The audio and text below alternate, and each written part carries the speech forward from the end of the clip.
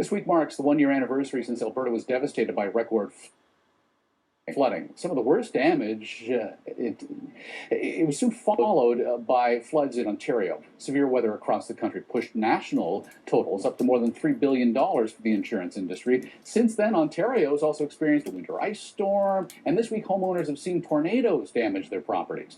For a look at what can be done to protect the homeowner as extreme weather events increase, Paul Kovacs is the Executive Director for the Institute of Catastrophic Loss Reduction. Good to have you with us. Hi, Michael. Great to be here. What surprised me the most about what happened in Alberta was that so few people were actually protected.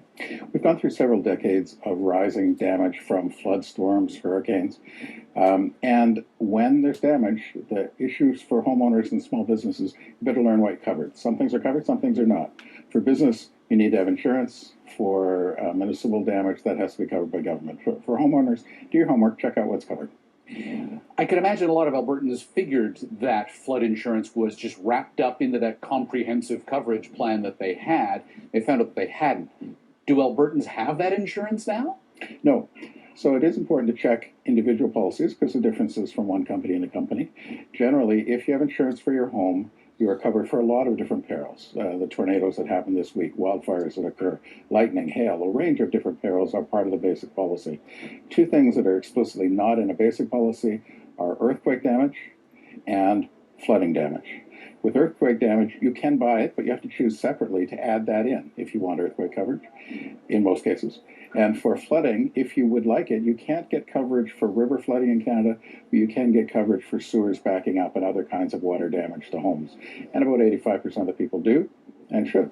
So someone who lives along a riverbank cannot get insurance in case that river breaches its banks? Overland flood insurance is not available for homeowners in Canada. Is that not the role of government to come in and say, we need to make this happen, we are going to institute whatever policies are necessary to make this an option?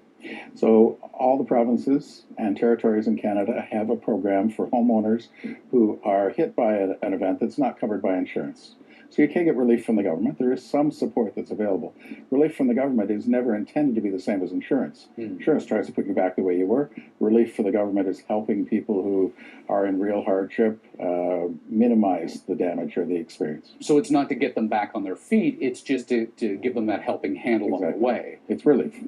So what needs to change? So one of the things that we're involved in is trying to understand how we can live with storms, etc., and not have the damage. And that's the research that we are involved in. There is discussion going on about the possibility of insurance extending to other areas. There's a discussion about the possibility of flood insurance.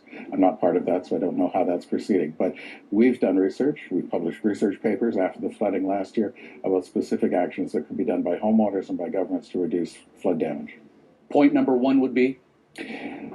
Two different perils. One is damage if you're near the river, and the point number one would be it's best not to be near the river. So if you can be further away, that's better.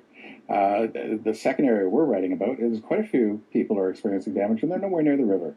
The flooding that happened in Ontario last year, there was no river flooding damage at all. There was no payments by the government because all of the people who experienced damage either had or could have had insurance for urban flooding, for sewers that backed up. And these are the issues that have really emerged over the last 5 to 10 years.